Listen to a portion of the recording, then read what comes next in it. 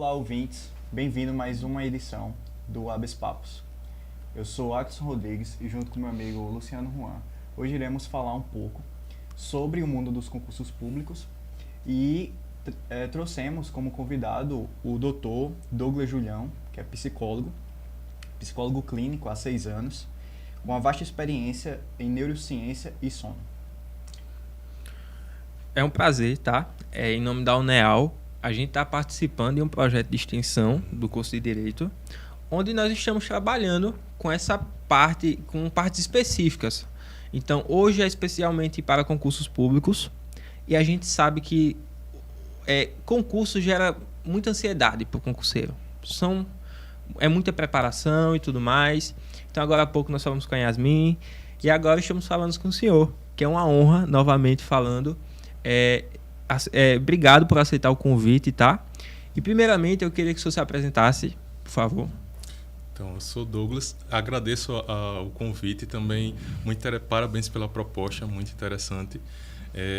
Eu sou formado pela UFAL, na verdade está completando 7 anos que eu estou atuando na parte clínica. Sim. E eu sempre gostei de estudar nessa perspectiva de comportamento, então eu comecei mais partindo para também na área de neurociência. Sim.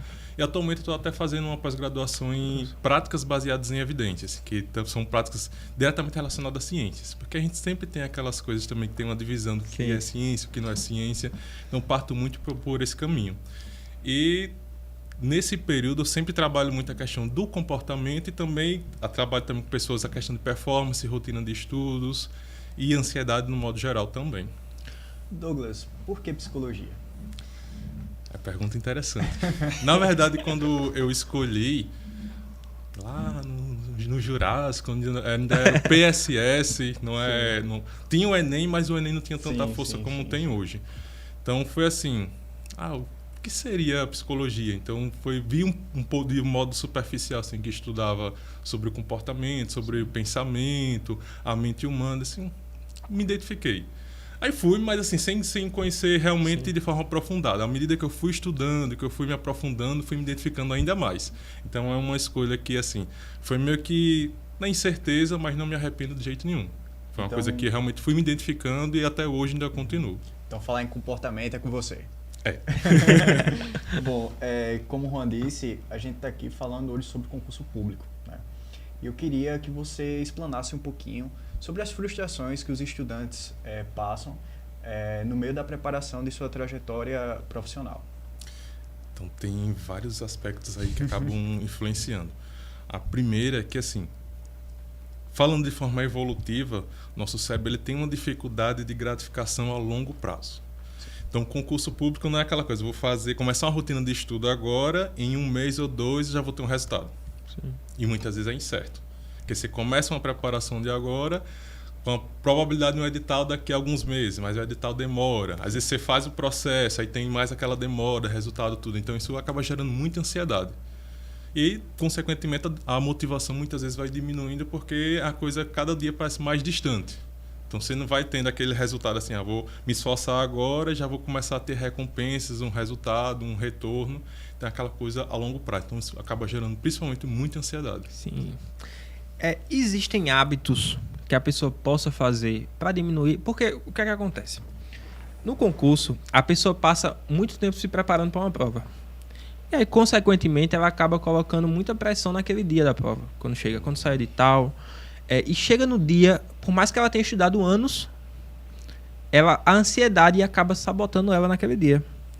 Existem alguns hábitos, na sua perspectiva, que possa diminuir essa ansiedade no dia? Com certeza. Primeiro, a gente precisa estabelecer uma rotina de forma saudável. Não só colocar ali, porque tem várias situações. Tem pessoas que trabalham, estudam, ainda tem que estudar para concurso. Então, acaba sendo uma rotina muito justa em diversos aspectos. Mas você precisa ter uma rotina de atividade física que vai ajudar de forma exponencial. Uma rotina regular de sono e, além de uma rotina também relacionada ao estudo. O que seria essa rotina? Você ter um cronograma, mas não só em conteúdo, mas de horários específicos para estudar, em relação a tempo. Não deixar de forma aleatória, porque quando você vai deixando de forma aleatória, você acaba não conseguindo mensurar como é que está a tua evolução, como é que está o teu desempenho, e às vezes você acaba colocando em horários que você acaba não tendo também uma boa absorção de conteúdos. Então, aquele período que você ficou estudando, às vezes acaba não tendo tanto retorno, que você não absorve tanto conteúdo. Então, uma rotina de estudo de forma mais fixa possível é melhor. Porque o nosso corpo ele também tem isso. Ele funciona, por mais que muitas pessoas achem que não, mas nosso corpo ele funciona a partir de uma rotina. Sim. Tanto é que a gente tem normalmente horários regulares para acordar. Tanto é hoje, por exemplo, é feriado ou final de semana, eu vou dormir até mais tarde. Você está sempre acordando naquele mesmo horário, é normal você acordar no mesmo horário, mesmo que não tenha algo programado para aquele dia. Sim. Então tem gente que diz, hoje é feriado, vou dormir até meu dia. 6 horas da manhã, que é o horário comum da pessoa acordar, tá ali.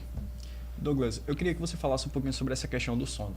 Porque, por exemplo, o nosso curso é à tarde. Aí muitos dos alunos, eles estudam à tarde e pela manhã eles têm a rotina de estágio. Eles trabalham pela manhã, estudam à tarde e aí à noite é o horário que eles têm livre para estudar para concurso público. E aí como é que se dá esse estudo de forma efetiva? Porque muitas vezes eles não têm tempo para academia, para praticar um esporte. Aí eles acabam esticando até a madrugada, até meia-noite. E aí como é que fica essa questão? Para a questão de concurso, de estudo, de modo geral, aprendizagem, uma coisa que você precisa priorizar muito é o sono. Sim. Um adulto ele precisa de uma média de 7 a 9 horas de sono por noite. Isso por noite. Cada faixa etária ele acaba tendo uma diferenciação. Quanto mais novo, mais você precisa dormir. Mas a partir da fase adulta até uma certa idade, na velhice, você tem essa média de 7 a 9 horas de sono. Um idoso ele acaba tendo um pouco menos de sono, então ele acaba dormindo menos. Isso é uma tendência natural. Então, para a questão de a fixação de conteúdo, aprendizagem, você precisa principalmente priorizar o sono. Porque imagina que você passou ali um bom tempo estudando, mas você não dormiu o suficiente. Então, você não teve tempo também de fazer aquela organização, aquela memorização. E você, normalmente, no outro dia já acorda um pouco mais cansado, indisposto. O foco ele acaba mudando, a atenção também ela fica prejudicada. Então, quanto menos você dorme, mais você vai ter dificuldade, principalmente, de manter o foco. Então, você sacrificou, começou a estudar pela madrugada e dormindo pouco. No outro dia você vai ter muita dificuldade de manter aquela rotina. Então, sempre vai estar lutando ali contra qualquer estímulo que tem no ambiente para se manter no foco.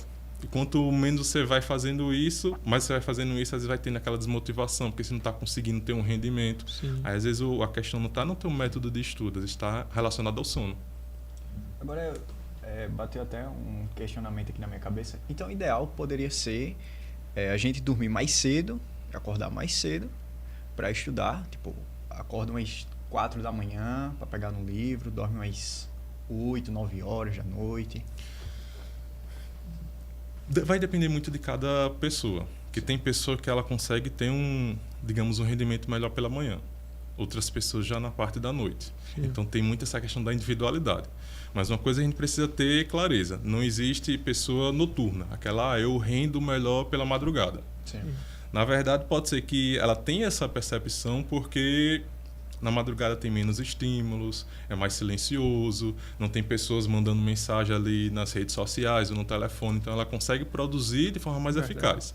Mas não necessariamente que ela funciona melhor de madrugada, é mais por questão desse ambiente que ela acaba organizando. Mas assim, vai muito da individualidade de cada um, porque tem pessoas que, se eu dissesse que o ideal seria ter essa rotina de acordar, dormir mais cedo e acordar mais cedo para estudar, mas tem pessoa que não consegue ter um bom desempenho logo cedo. Às vezes vai começar a ter mais um pico de energia perto do meu dia, ou mais na parte da manhã, ou no final da tarde. Então, primeiro a gente precisa trabalhar a questão do autoconhecimento. Qual o horário que eu tenho um melhor rendimento para estudo? Eu tenho mais disposição, eu consigo ficar mais tempo ali sentado estudando. Então, a partir disso é que eu vou organizar minha rotina, dentro das possibilidades.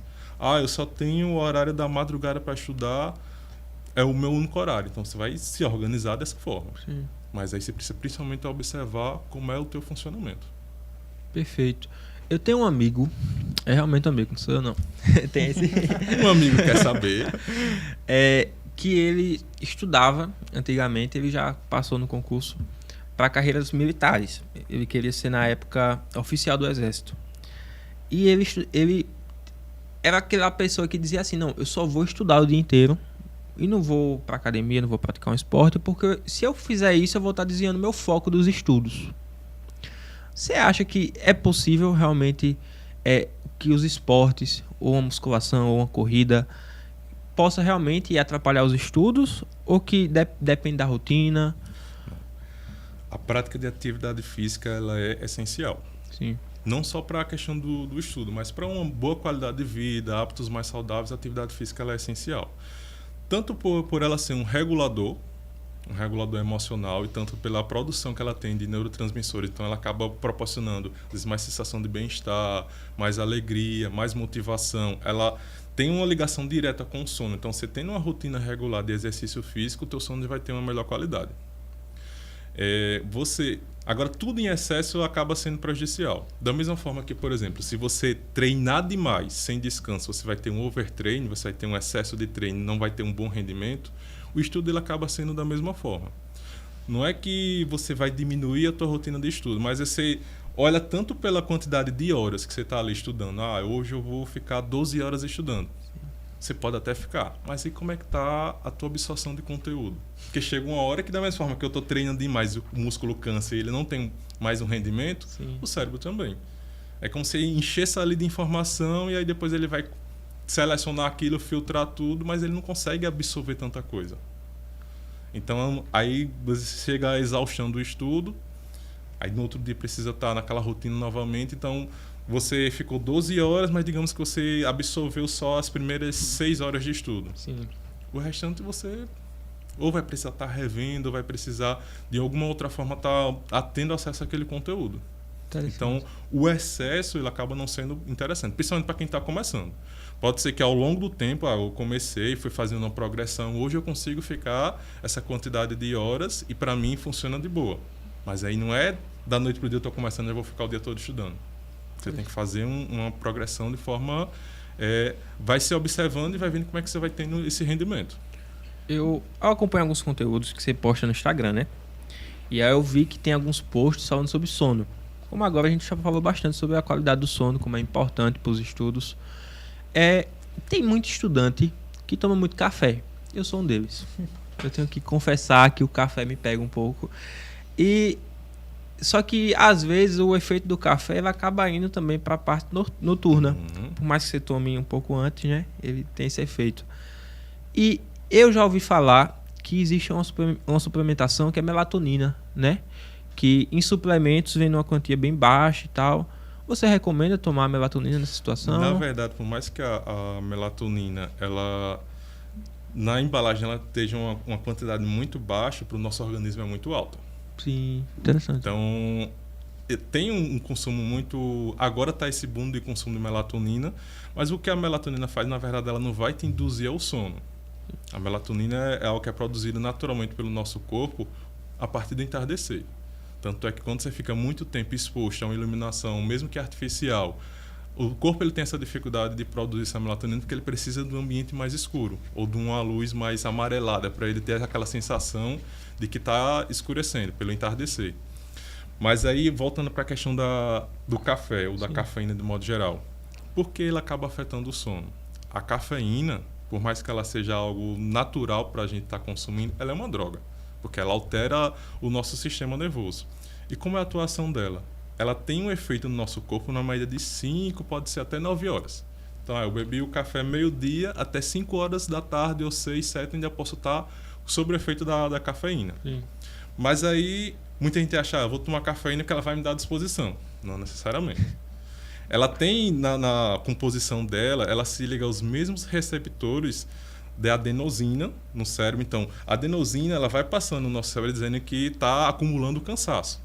Ela vai sendo produzida ao longo do dia, quando a gente vai estar se movimentando, fazendo a nossa rotina, e ela vai se acumulando. Então, a adenosina ela funciona como se fosse uma boia de uma caixa d'água. Quando ela chega num certo limite, passa a mensagem para o cérebro, você precisa descansar para a gente limpar tudo isso daqui. Interessante. Aí o que é que a cafeína faz? Ela se liga nesses mesmos receptores. Então, o cérebro não recebe a mensagem que você está cansado. A adenosina ela continua sendo produzida, mas ela fica ali e não consegue passar a mensagem.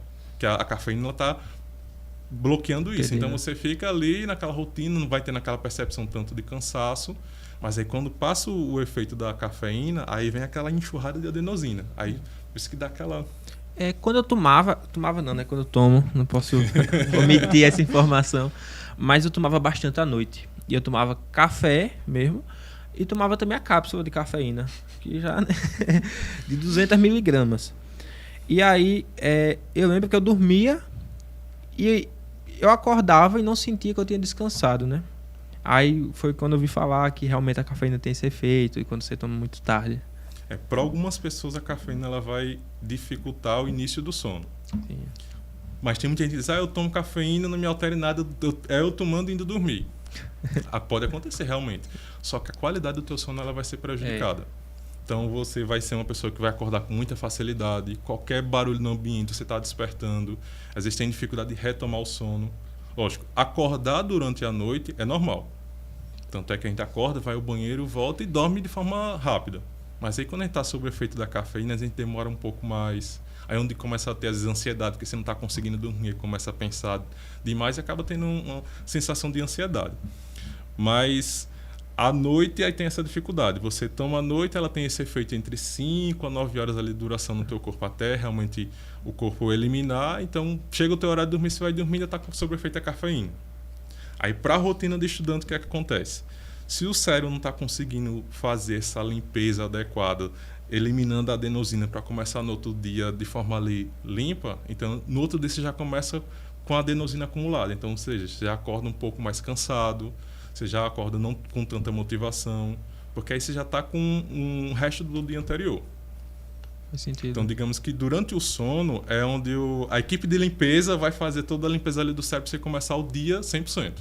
Mas aí quando você está sob o efeito da cafeína, em algumas situações ali acaba ficando ali porque o café está impedindo essa limpeza. Faz sentido. Douglas, durante os últimos anos, muitas pessoas foram diagnosticadas com TDAH e TA. Atualmente, eu estou enquadrado entre uma delas. Gostaria de saber como a gente pode lidar com esses transtornos durante a preparação para o concurso. Em especial, esses dois transtornos, principalmente, eles vão exigir muito a questão da rotina. Sim. Para o TDAH em específico, é como se essa palavra não entrasse na cabeça. Porque rotina é como se fosse você se enquadrar ali e tem que fazer aquela coisa de forma repetida. O TDAH ele é muito ativo, ele precisa estar ali. Às vezes tem aquela percepção que precisa estar fazendo muitas coisas ao mesmo tempo. Mas aí, para ele ter um bom funcionamento, bom desenvolvimento, ele precisa estabelecer uma rotina. E a depender da necessidade, também precisa de uma intervenção medicamentosa. Porque assim, não é algo que, como muitos dizem, é uma doença da moda, surgiu agora. Não. O TDAH ele é um transtorno do neurodesenvolvimento. Você nasce com ele e você vai até o fim da sua vida com ele. Ele não tem uma cura. Ele pode ter remissão de alguns sintomas. Sim. O TDAH, na verdade, digamos que o seu cérebro ele funciona um pouco diferente. Então, por mais que o nome também diga transtorno do déficit de atenção, na verdade, o TDAH ele não tem um déficit de atenção. Ele tem uma dificuldade de manutenção do foco. A atenção ele tem excesso. Porque ele está prestando atenção aqui, você mexeu, ele já olha para ali, ele passou, já ficou olhando. Então, eu tenho atenção demais. Mas a dificuldade do TDAH é diante de todos esses estímulos que tem aqui no ambiente, eu focar na tua pergunta e ficar nisso. Sim. Então, por isso que, principalmente na rotina de estudo, às vezes o TDAH acaba tendo essa dificuldade. Principalmente se for um ambiente. Eu estou estudando, aí tem vários materiais aqui, tem canetas, tem livros, tem algum som. Então, eu acabo me perdendo em tantos estímulos. Para o TDAH, o ideal, quanto menos estímulo ali eu tiver naquele ambiente, melhor. Então, se eu preciso de um caderno, de lápis ou marca-texto e uma apostila, eu vou ficar com esse material. Não vou deixar uma pilha de livros aqui, não vou deixar um monte de apostila aqui que eu preciso estudar depois, porque aí eu fico naquela, às vezes eu me distraio, eu fico pensando, eu tenho que estudar isso daqui, depois ainda vai ter isso, e o tempo vai passando e eu me perco daquilo dali. Principalmente se for algo que não está sendo tão interessante no momento. O que pode acontecer também no TDAH é o que a gente chama de hiperfoco, que é o contrário de tudo isso. Mas aquele assunto está sendo tão interessante para mim que acabou-se o mundo. Pode o prédio cair aqui, eu estou aqui naquele assunto ali estudando, às vezes eu esqueço de ir ao banheiro, esqueço de comer, fico ali mergulhado. Mas isso não vai acontecer o tempo todo. Vai acontecer em situações específicas. Às vezes alguma coisa que foi muito atrativa, alguma coisa que chamou muita atenção dele, ou às vezes diante da entrega de algum trabalho ou de alguma coisa. Eu fui procrastinando. Quando chegou o prazo final, eu tenho 3 horas para fazer um trabalho. Aí pela pressão, eu acabo ficando ali aquelas 3 horas, consigo finalizar. Mas aí, digamos que depois disso, pode descartar, porque aí tá sem energia nenhuma, como se a bateria tivesse arriada. Eu preciso de um tempo para recuperar. Então, o hiperfoco ele acaba tendo esse efeito também. Eu gastei tanta energia para fazer aquilo dali, fiquei tão mergulhado que depois que eu finalizo, eu preciso de um longo tempo para me recuperar. Então, o hiperfoco ele não seria constante. Não. E não necessariamente eu consigo dizer, eu vou ter hiperfoco nesse assunto. Não, é de forma aleatória. Às vezes é alguma coisa que chamou a atenção. Da mesma forma que pode ser no estudo, pode ser, por exemplo, num jogo ou num livro aleatório. Eu comecei essa leitura aqui para descansar, eu gostei. Às vezes eu tenho que me segurar para não ficar ali o dia todo só naquele conteúdo. E já no TEA, o TEA ele precisa também de uma rotina. Já é algo mais automático, digamos, no TEA. Então, estabelecer aquela rotina ali é essencial. E tanto nos dois, às vezes eu não preciso olhar o conteúdo total. Eu tenho esse livro aqui para ler. Eu não vou olhar, a minha meta não vai ser esse livro todo. Eu preciso fracionar. Colocar pequenas tarefas. Aí eu vou ler, eu vou estudar tanto tempo, eu vou estudar tantos capítulos. Então, fracionar essa atividade toda em pequenas partes, você consegue ter um rendimento muito melhor. Porque você não vai olhar o todo e o quanto falta. Você vai olhar aquelas partes. Minha meta agora é estudar isso aqui. Então, eu vou olhar para isso daqui. Finalizei, já tem aquela sensação. Poxa, já cumpri essa meta. Aí você vai cumprindo as outras. Em relação à procrastinação no TDAH, é algo que é bastante complicado para mim. Você percebe, por exemplo, ele acabou de sair ali, já fui olhar, entendeu? É algo complicado o TDAH para mim. Mas o que bate mesmo, que acaba me prejudicando muito, é a questão da procrastinação. Eu queria saber como eu posso lidar com a procrastinação no ambiente de estudos. Aí, uma coisa que a gente precisa entender muito. Procrastinação ela é diferente de preguiça. Muitas pessoas, às vezes, olham assim, é uma preguiça. Não. Preguiça é você não fazer nada. Você literalmente não fazer nada. Você não tem vontade de fazer nada. A procrastinação não. Você faz 1001 coisas, mas não faz aquilo que seria necessário. Então, eu preciso fazer esse trabalho. Então, como é a procrastinação? Eu vou arrumar a mesa, eu lembrei que eu tenho que entregar outra coisa, e eu vou fazendo essas pequenas outras atividades, porque o trabalho, ele me exige um pouco mais e não é tão interessante para mim. Então, eu vou fazendo várias outras coisas, aí no final do dia, não deu tempo. Isso é procrastinação. A preguiça seria eu me deitar e não fazer mais nada durante o dia, ficar ali sem fazer nada. Aí, para ajudar na procrastinação, primeiro, por isso a importância de você ter uma rotina. Porque você tendo uma rotina, você já consegue separar. Determinado horário eu vou treinar, eu vou estudar um pouco, vou ficar na rede social. Então, naquele período que você separou para estudar, você vai acrescentar aquilo dali. E se é algo que está sendo muito difícil, você vai fracionar aquilo dali. Sim. Fracionar em pequenos passos para você conseguir ir acompanhando e vendo a tua evolução. E lógico, tendo alguns intervalos também de descanso. Mas esse descanso não é um descanso prolongado, sem o controle. Não, um descanso pequeno e de preferência não indo para o telefone. Sim. Porque você, fazendo esse descanso indo para o telefone, para você largar o telefone e voltar é muito difícil.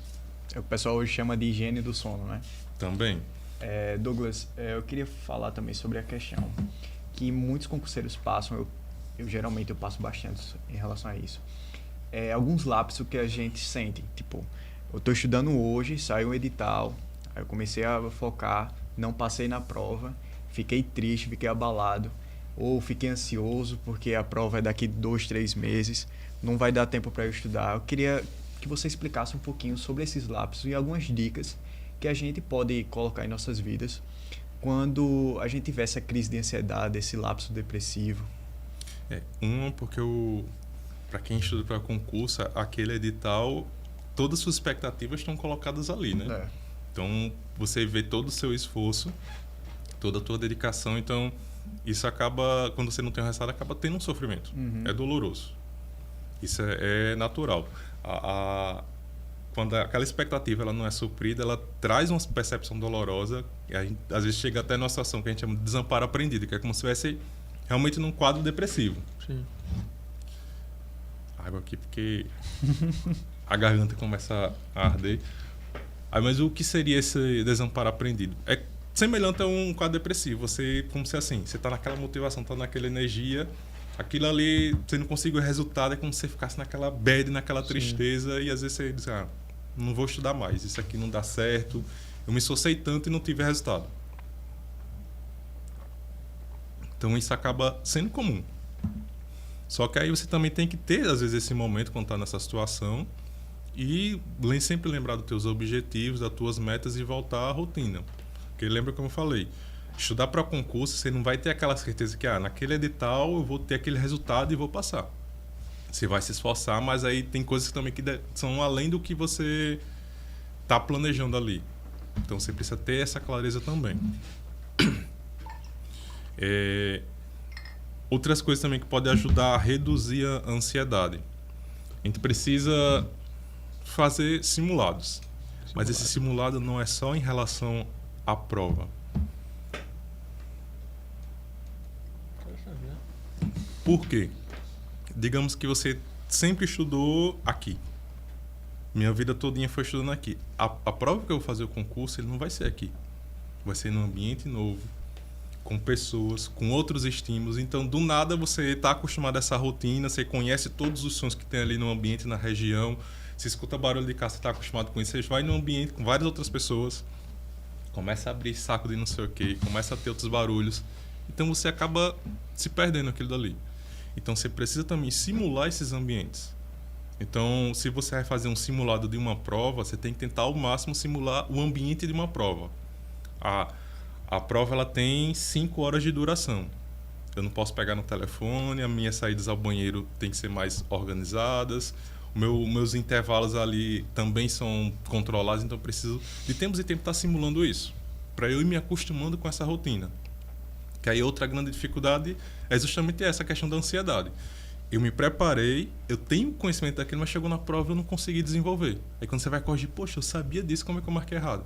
Porque aquele ambiente era novo, então aquilo ali acaba sendo muitos estímulos, você acaba tendo que lidar com muitas situações e perde o foco.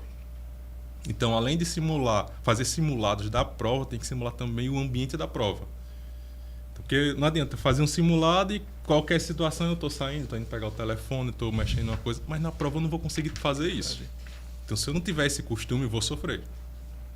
E vai ter pessoas ali controlando o tempo e eu não me perco, então eu preciso também fazer esse tipo de simulado. Qual é a importância? Porque assim, a gente sabe que evoluiu com o tempo, mas até alguns anos atrás era visto uma terapia, um encontro com um psicólogo, era muito subestimado, sabe? Falei até pra minha mãe, disse, mãe, eu tô pensando em fazer terapia. Endoidou? e ainda existe esse pensamento, mas vem mudando com o tempo, a gente sabe. Qual a importância de uma pessoa que está estudando para concurso, ter um acompanhamento psicológico, para conseguir chegar ao seu objetivo? E se não conseguir também, saber lidar com isso? Perfeito. Boa parte dos meus pacientes são homens. Então, o homem naturalmente já tem essa resistência, principalmente à terapia. Interessante. Então, muitos dizem, eu achava que terapia era coisa de doido, ou relutei muito porque eu não acreditava. Então, às vezes, vai acumulando, vai chegando um ponto que não tem mais como fugir. Aí é que buscam terapia. Então, esse é um pensamento ainda hoje muito comum. Mas aí, de que forma a terapia pode ajudar nessa questão da rotina de estudo? Principalmente de você desenvolver esse autoconhecimento, de saber quais os melhores horários que funcionam para você, porque aí a gente vai criar estratégias em cima disso. E tem algumas formas de estudar que são baseadas em evidências, não são achismo, não é... Porque o que acontece muito? Eu sou aprovado no concurso, o meu método funciona. Então eu começo a vender isso, eu começo a passar isso, eu criei um método dessa forma e você vai ter resultado. Para mim pode realmente ter funcionado, mas pode ser que para você não. Verdade. Aí você tenta seguir aquele método, você acaba se frustrando e começa a se responsabilizar por conta disso. Eu não consigo ter resultado. Mas aí a ciência, através de experimentos e pesquisas, vem mostrando quais são algumas formas que você consegue absorver mais conteúdo. Por exemplo, a questão de você estudar e fazer um resumo, não necessariamente você vai ter uma absorção melhor. Você pode ser que a curto prazo você consiga estar ali fresca aquela informação na memória. Mas o concurso ele não é assim. Eu não vou estudar hoje e amanhã eu vou fazer uma prova. Às vezes é um ano depois. Então eu preciso ter essa fortalecimento, esse conteúdo, numa aprendizagem de verdade, para que eu consiga, no momento que eu for precisar daquela informação, conseguir resgatar. Então, quais são algumas estratégias? É o que a gente chama de evocação. Então, por exemplo, eu estudei aquilo dali.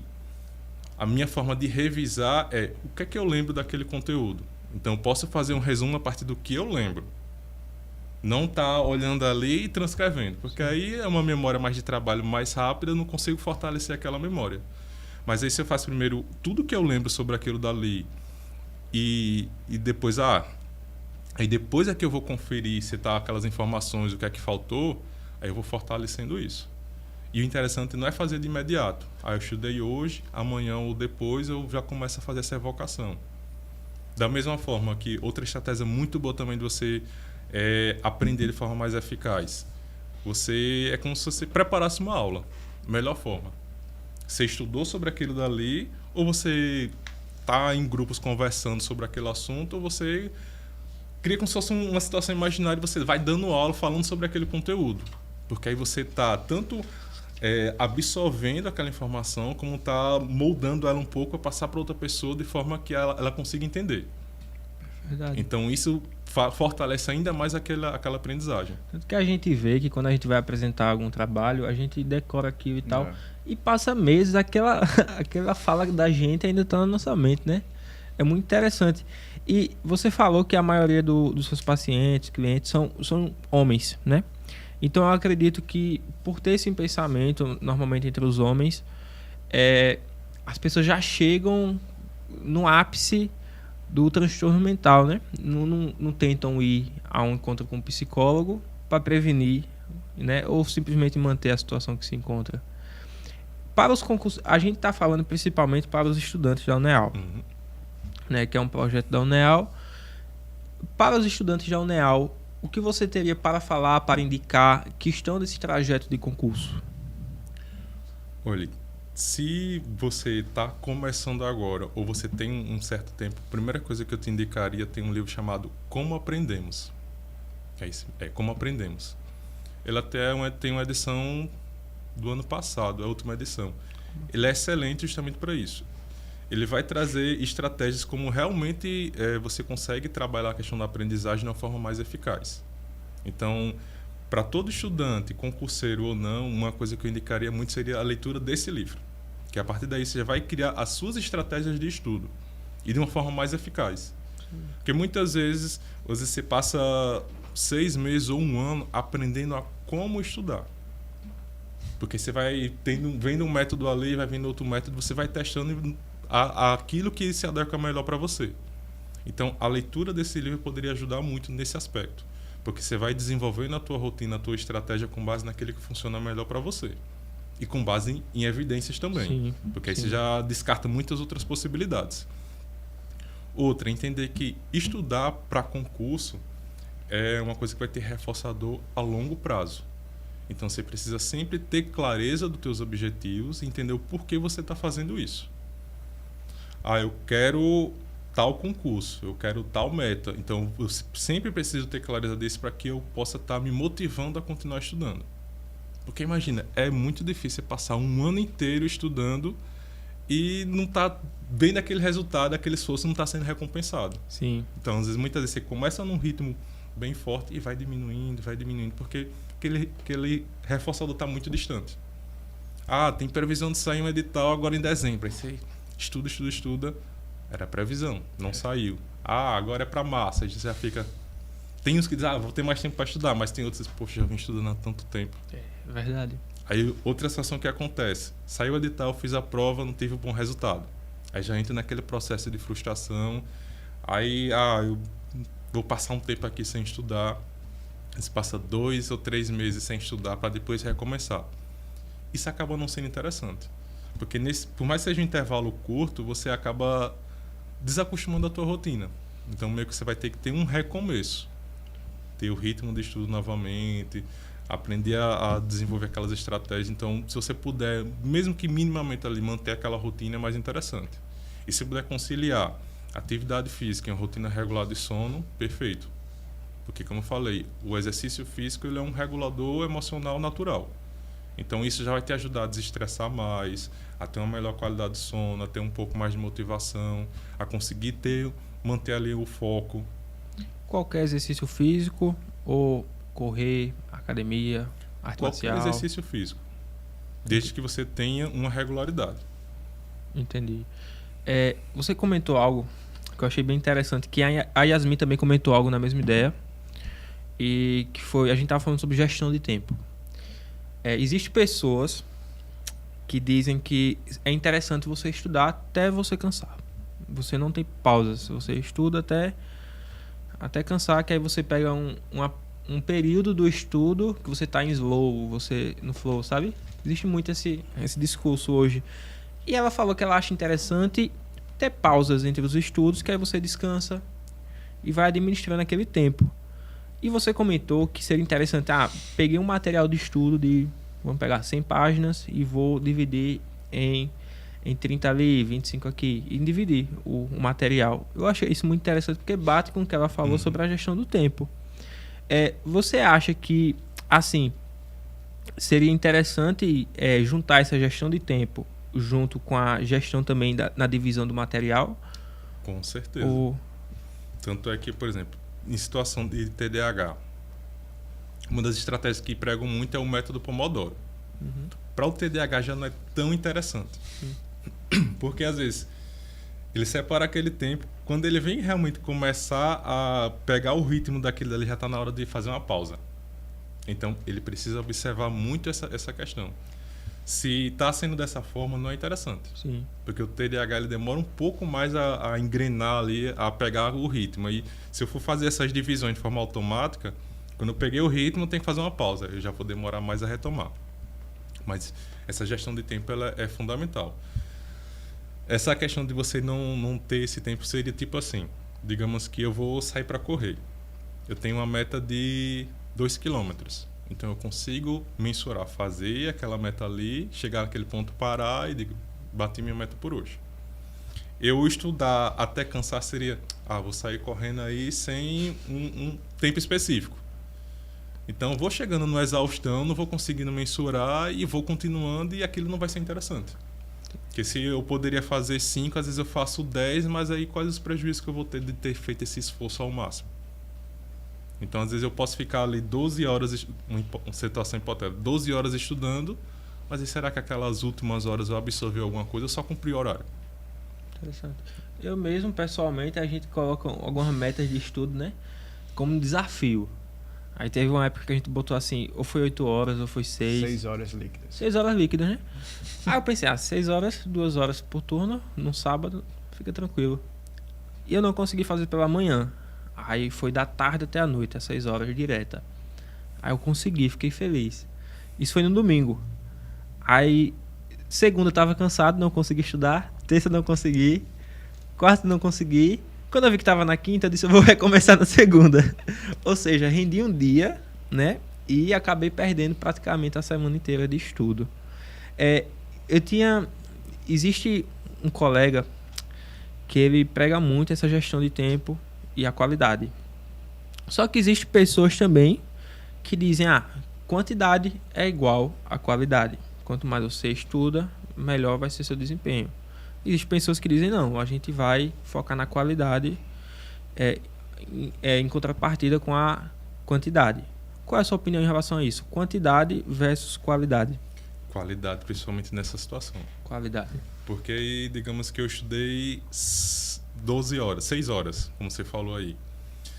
Todo o conteúdo que eu estudei nessas 6 horas não necessariamente quer dizer que eu consegui absorver tudo aquilo. Sim. Mas é quando você bater aquela quantidade ali, aqueles tópicos, você não vai querer rever ou não vai querer estudar novamente. Aí cai todo aquele conteúdo na prova. Será que eu absorvi tudo aquilo? Então, é mais eficaz. Até eu trabalho muito com os pacientes. Eu gostaria de começar a ler livros. Eu não tenho hábito. Tá, como é que a gente vai desenvolver esse hábito? Eu vou pegar um livro e ler ele de uma vez? Não. Vamos separar metas diárias. Você vai ler diariamente 10 minutos ou 20 minutos. ou fazer uma quantidade de páginas. Principalmente levar em consideração o teu dia mais cansativo. Num dia mais cansativo, você consegue ler quanto? Eu consigo ler 5 páginas. Pronto. Então, essa vai ser tua meta diária.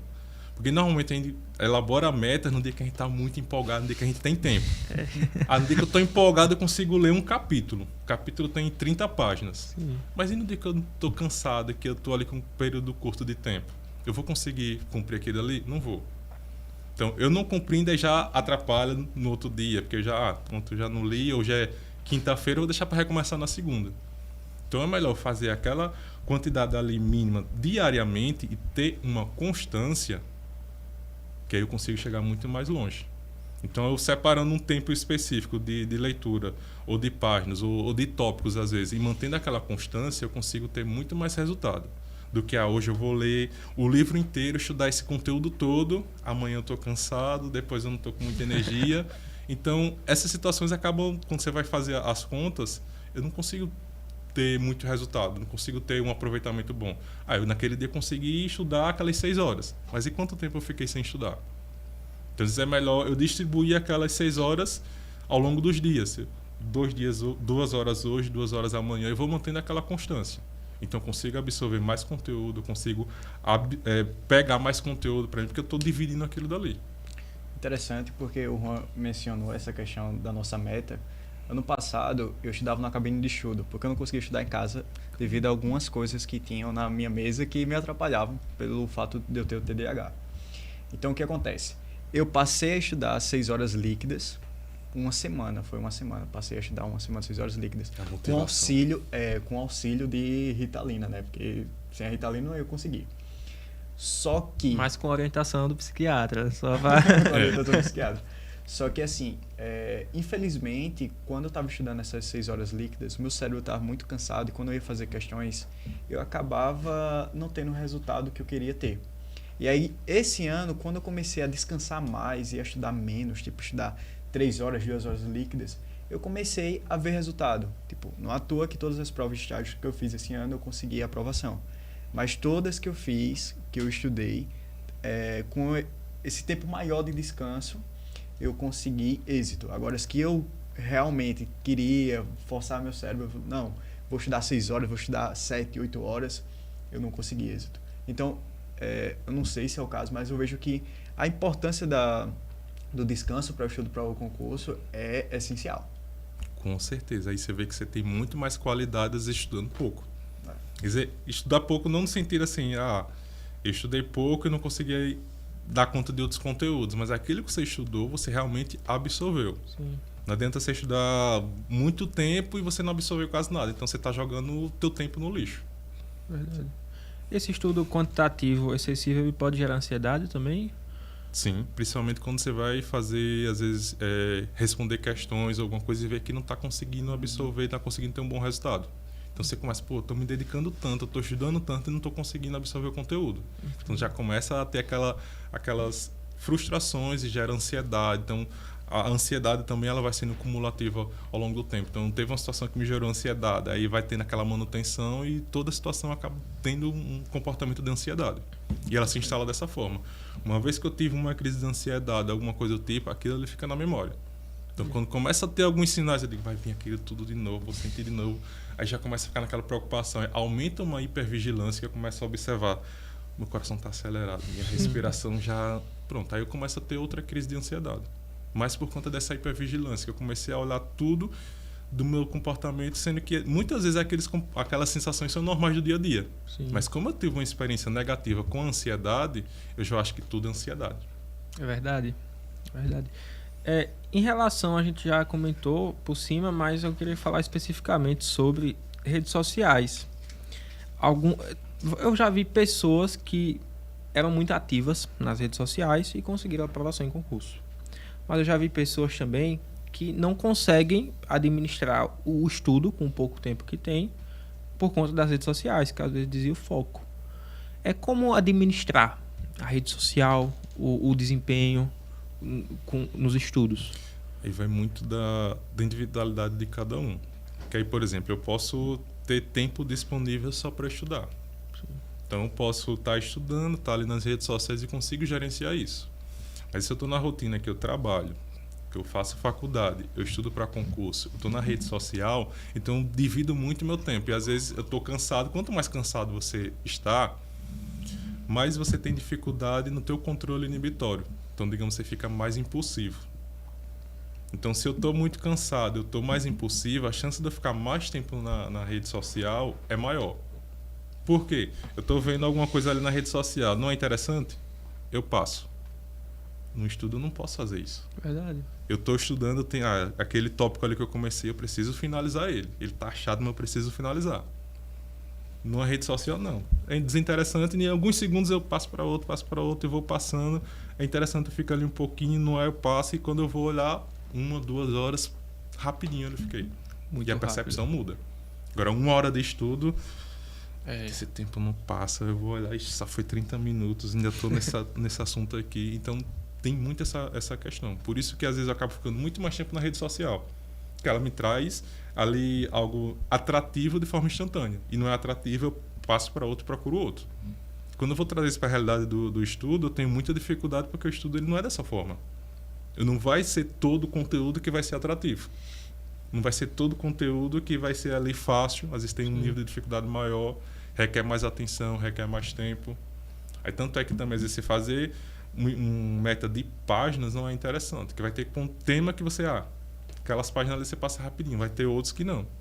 Vai ficar mais tempo, vai precisar rever mais, pesquisar mais. Então, metas de tempo acaba sendo mais interessante. E às vezes de tópicos específicos. O foco, no caso, ele giraria sempre na qualidade, né, do estudo. Interessante.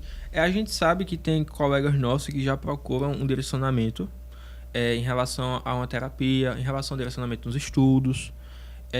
Como alguém conseguiria chegar até você para ter um direcionamento específico nisso? Primeiro, a gente faz quando chega até mim, normalmente vem pelo Instagram. Sim.